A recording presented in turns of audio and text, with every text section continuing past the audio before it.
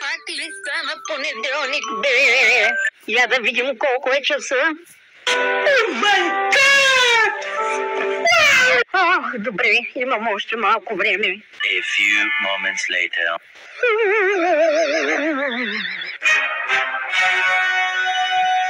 Ана, гранушки, закъснявам! Ти защо не ме събуди по-рано, като знаеш, че започва в 8? Както и да и не ме интересува. Така, взимам си учебника, взимам си и домашното, да не забравям и закуската. Бабушки!